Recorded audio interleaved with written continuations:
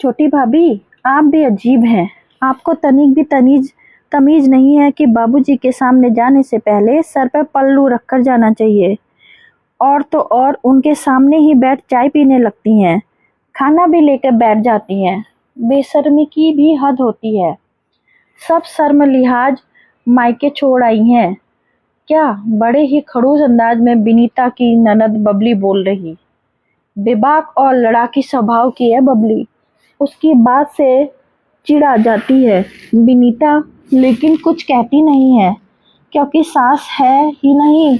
दो बड़े भाई और एक बहन है। सबसे छोटी है इसलिए नकचड़ी है और मनमौजी है। बबली की शादी के लिए घर परिवार में हुई है और बबली के पति बैंक में है।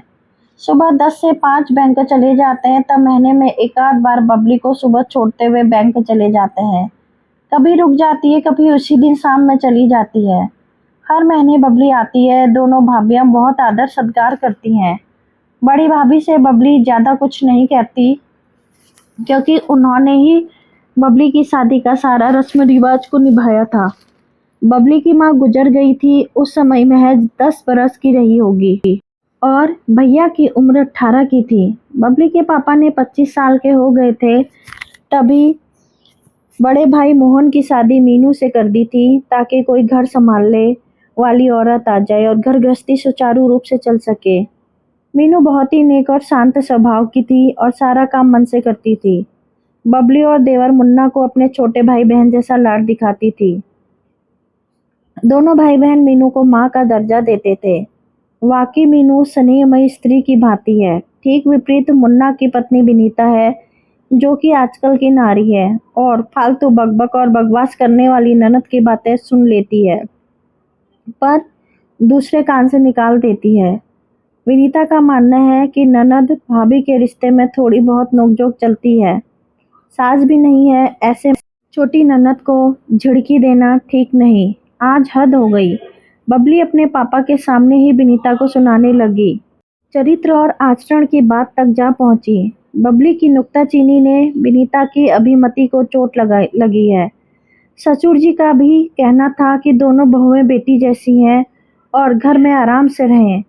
औपचारिकता निभाने की जरूरत नहीं है, इसीलिए विनीता ससुर के साथ बोलती बतियाती। देखिए बबली जी, पापा तो हमारे पिता जैसे हैं, फिर पापा जी को कोई ऐतराज नहीं है तो फिर आप क्यों कूद रही हैं? हम सब एक दूसरे के साथ कंफर्ट फील करते हैं। पापा जी के साथ हम सब उठते बैठते हैं ताकि माँ की याद ना आए। कितना अच्छा लगता है एक साथ खाना, बातचीत करना, पर आप तो रंग में भंग डालती रहती हैं। आपका भी घर है ये और ससुराल भी, दोनों जगह में सामंजस्य बना के रखा करिए, यही आपके लिए बेहतर है। कहकर विनीता वहां से उठकर अपने कमरे में चली गई और बबली अपना मुंह लेकर रह गई। पापा, अब से मैं यहाँ नहीं आऊंगी। बड़ी भाभी आज तक मुझे ऊंचे स्वर में नहीं बोली। छोटी भाभी की आवाज सुनिए जरा, ये तो हमारे ही सिर पर डांस कर रही हैं। ये क्या बोल रही है बबली? तमीज और संस्कार को ताक पर रखाई हो। वो भाभी है तुम्हारी। जिस तरह तुम्हारी माँ नहीं है वैसे ही उसके पिता इस संसार में नहीं है, इसलिए मैंने उसे पापा जैसा स्नेह देता हूँ।